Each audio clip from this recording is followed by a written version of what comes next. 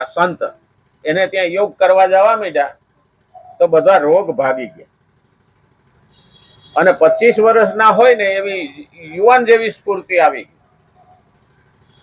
પછી એને એમ થયું કે મારા રોગ ભાગી ગયા છે તો દવા ખાધા વિના યોગ કરવાથી તો એને પોતે ક્લાસ ચાલુ કરી.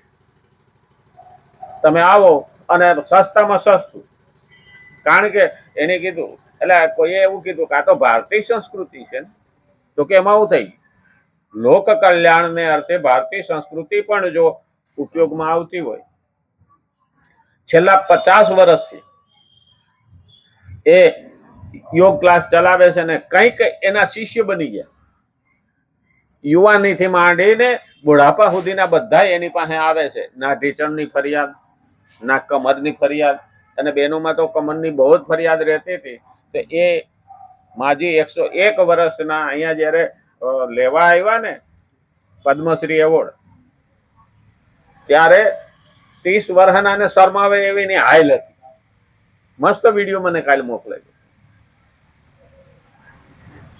આપણે છીએ ને કપાતરના પડ્યા કાણા.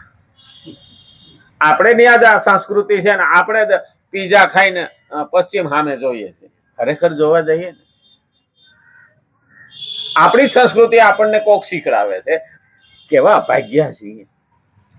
કામ જાદા કાગોલિયા, કામ જાદા કપૂત, હકડી સી મયાણ ભલી, હકડો ભલો સપૂત. હા, ઓલા સિંહણ ને કીધું તું ગધેડીએ, મારે હાથ છે ખોલકા, તોય મને શાંતિ નથી. તારે એક છે તોય તું આરામથી સૂતી છો. એ કે હાથ છે ને ખોલકા, એ ગધેડી ના જ કહેવાય. અને આ સિંહણ ના કહેવાય.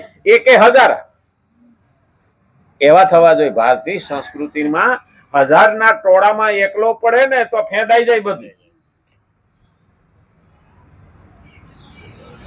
અને એટલે આપણી સંસ્કૃતિ પાવરફુલ છે. અને જેને જેને ઉતરી ગઈ ને એ કોઈની દાઢીમાં કદી હાથ નાખશે નહીં. આપણે એક સમયે જગતગુરુ હતા. આપણે એક સમયે વિશ્વગુરુ હતા. પણ આપણી આળસ અને લાલચ આ બે વસ્તુ એ મારી નહીં ખાતે. ગુલામ બન્યા અને પારકો રાજ કરી.